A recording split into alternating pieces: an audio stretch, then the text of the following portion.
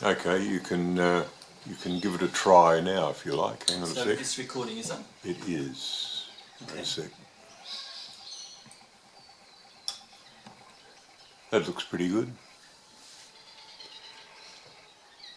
Okay. So I'm going to be running a workshop, a series of workshops and courses around awakening the ecstatic body.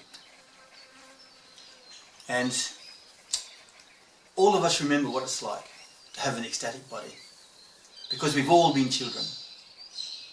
And all children, you can see they have this joie de vivre, this joy of life, and we seem to lose it as we go along.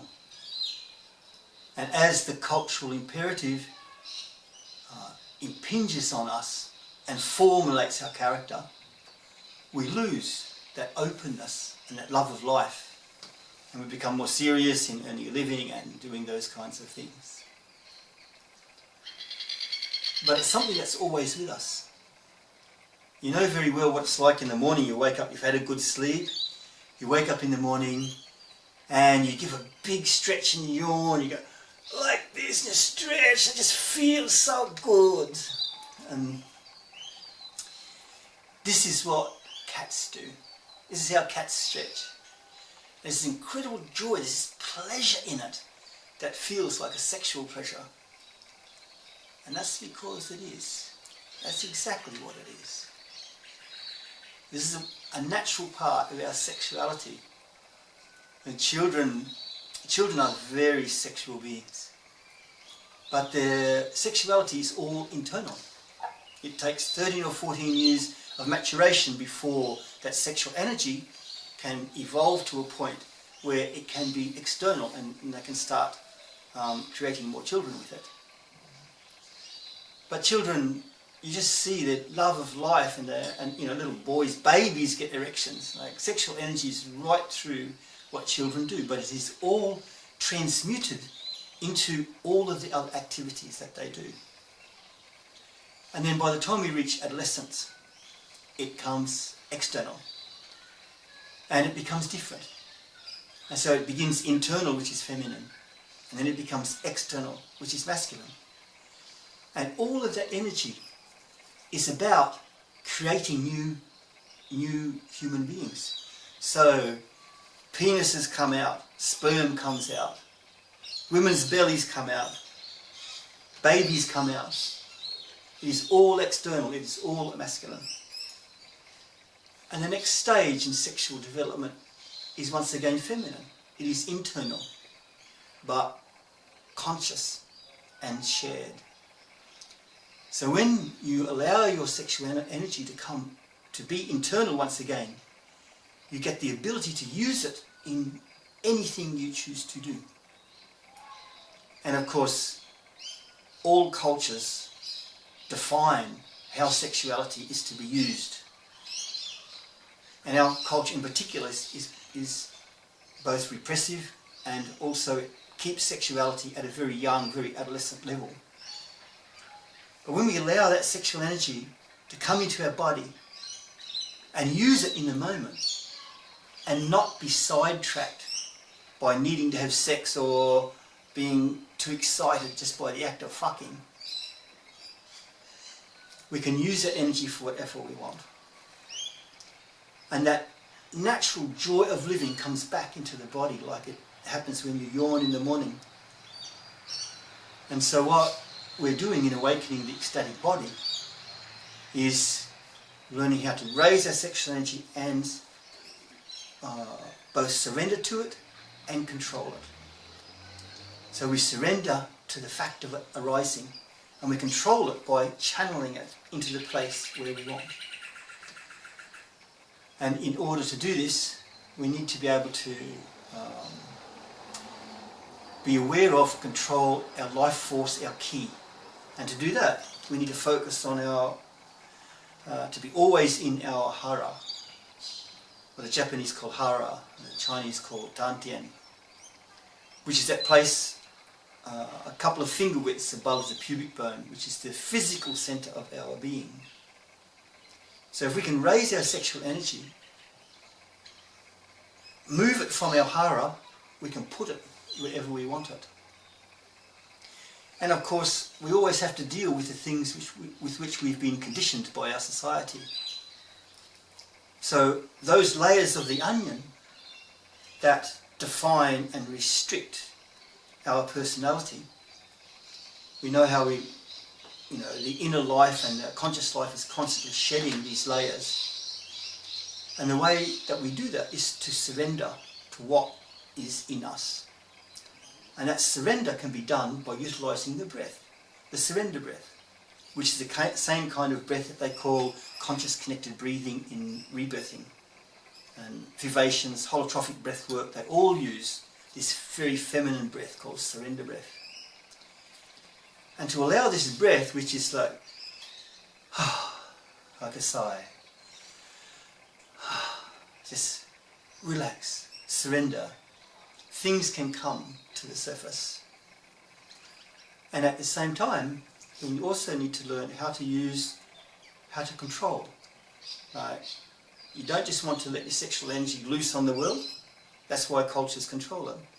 You need to be able to both surrender to its rising and control where it goes.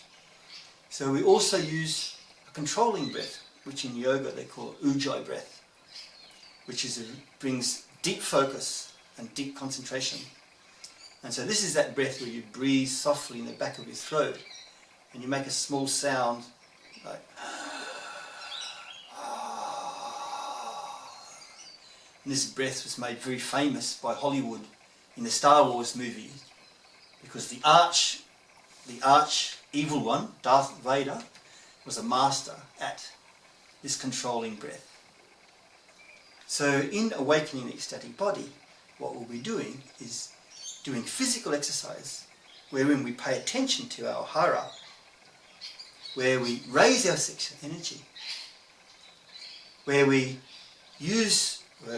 surrender to that sexual energy using surrender breath, and also we control it using very masculine ujjayi breath.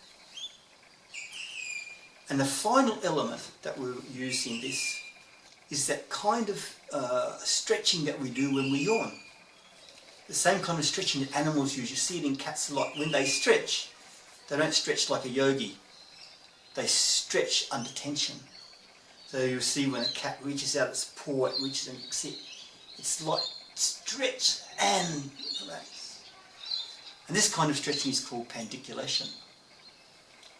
So we'll be using these four elements of Hara, sexual energy, the dance of the masculine and feminine breath, and the kind of animal stretching called pandiculation. And using these, we'll eventually, through daily practice, learn to surrender to our own natural state of joy. So that's the basic of it. So has anybody got any questions about any of that? So you speak of surrender. To what do I surrender?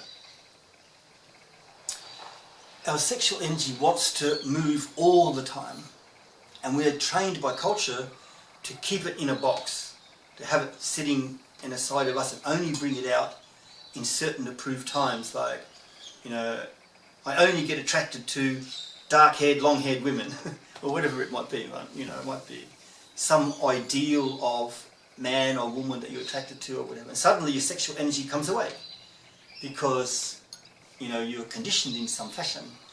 And sometimes that conditioning it's from trauma, sometimes it's just from your parents, sometimes it's from what the culture at large uses in advertising. And this is when we're allowed to bring out our sexual energy.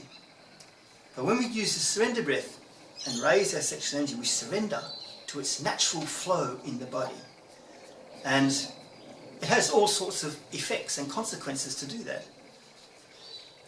And so which is why we also need to learn how to use the more masculine breath of control.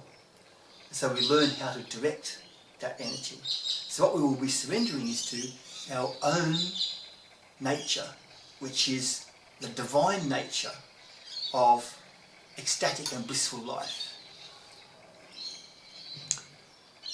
So, you speak of masculine and feminine. Aha. Do you equate those with man and woman?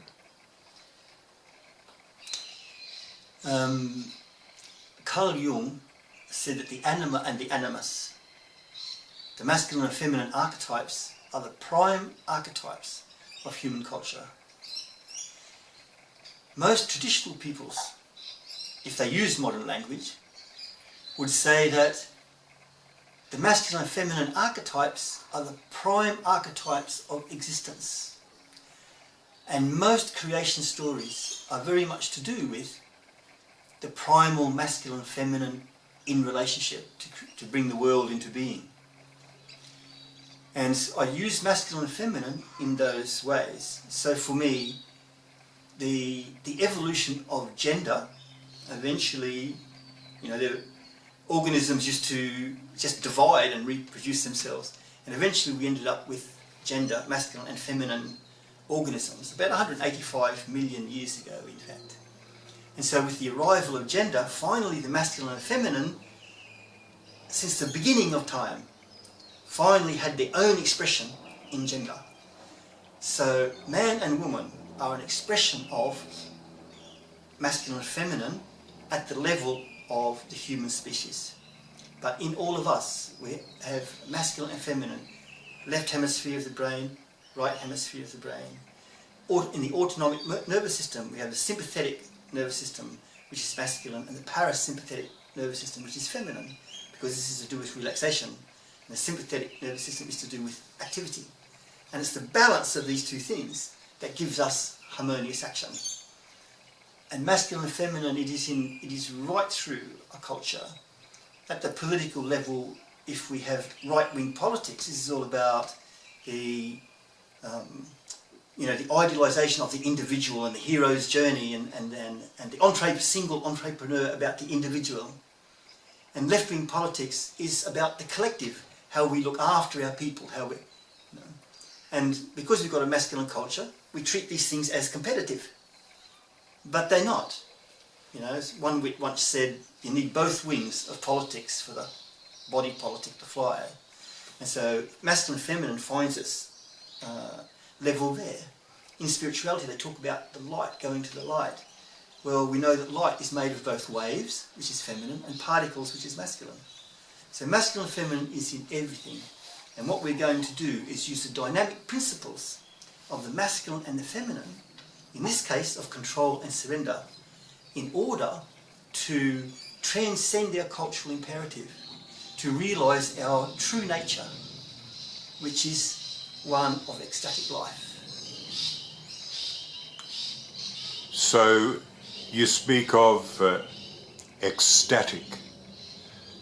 So, when you speak of ecstasy in that way, is that ecstasy simply to do with sexual ecstasy, or is there a higher or a different level of ecstasy?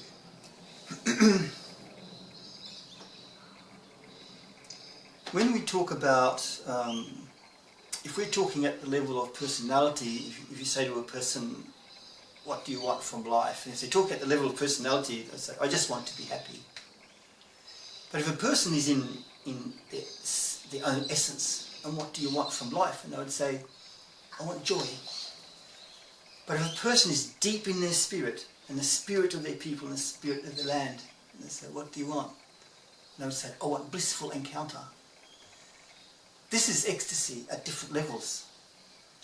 Normally we live a life where ecstasy, it happens when the mind is silent. Like you see an extraordinary beautiful sunset and the mind opens in wonder, and none of the conditioning is there. It's not there. You just go, oh God, this is so beautiful. This is an ecstatic moment, and when the movement of the mind drops away, it is simply there. That joy is simply there. And when we allow our sexual energy to flow through, it is a lot easier to come into resonant life with sunsets, with nature, with another. It is much easier to love. And so we don't need to filter our way of behaving with the world through our cultural conditioning. And something very, very different happens. And it's essentially ecstatic. Joy is the natural state of a human being when you get everything else out of the way. So, to embody the possibilities of this work that you're offering, is there a precursor that is a requirement? Is there something that's needed to be able to dig deeply enough for this experience to be meaningful, or is it accessible to anyone? Both are true. It's accessible to anyone, but it needs the ability to, well, first the desire to transcend the cultural imperative that says that you must work, you must slave, you must suffer. You need to be able to transcend, you need to have the desire to transcend that, so that's essential. And you also need to be able to, you need to have the mature enough way to be able to create an absolute discipline for yourself. Because if you are going to get past all of your habits and all of your opinions and all of your beliefs and all of your conditionings, if you want to get past and look in such a way that those things aren't in the way, it takes discipline. Because discipline is masculine, and it holds the space for the level of surrender that you can achieve. And so to have an absolute discipline of to train yourself every day, every time you think of it, drop into your Hara, stand at the bus stop and just raise your sexual energy a bit and let it tinkle out through your fingertips, and then look at what the street looks like. You know, to have this discipline to take that into your life, into the moments of your life, or to give yourself 20 minutes every morning without fail, rain or shine, to retrain your body-mind in such a way that it's natural, your own true nature can rise through your cultural imperative. So so those things are kind of a prerequisite, but at the same time, you don't need anybody can do those things. How do I discriminate between the cultural imperative and something of my own mind? Mind is essentially what we generally call mind. It is an expression of culture. The deepest places of your own ecstasy will arise when your mind is quiet, when it's completely still. What we call mind evolved with culture. Culture and mind are together. Culture and thought are together. When the mind is still, that's when you discover your true nature. And mind and culture in that context are talking about the same thing. Often people talk about big mind and little mind, and I don't really want to go into that. But when the mind is still, your own true nature emerges.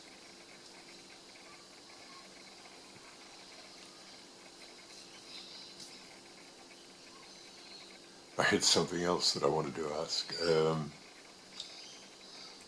What was it? Oh, so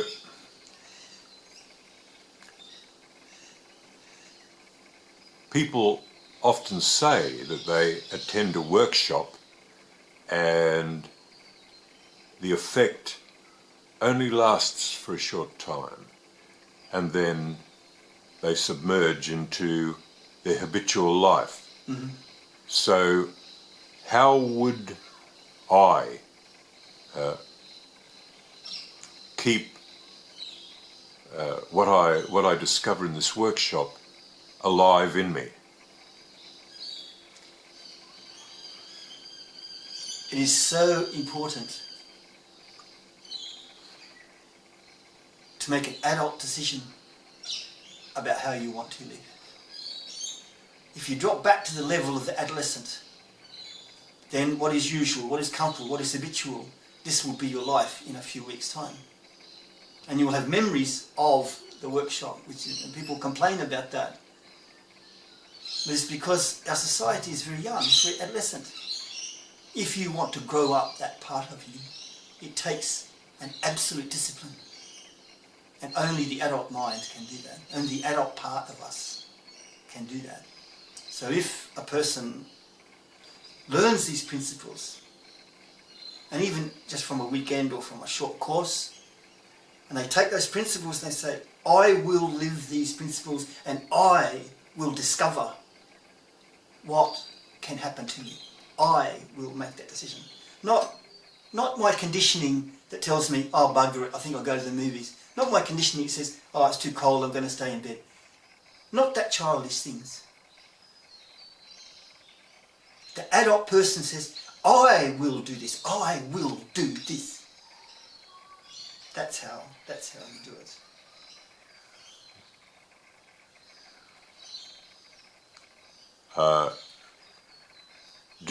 Is there anything that you would like to say to complete this?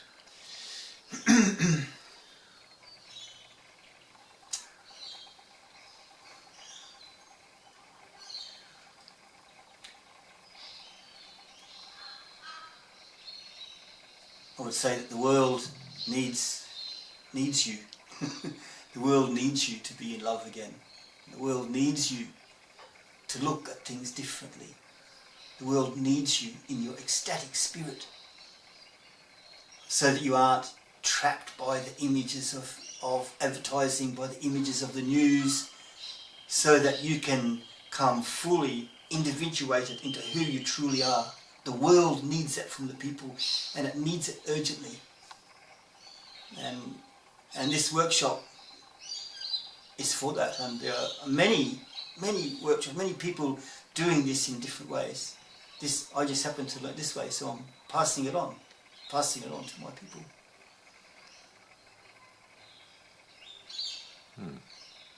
Thank you.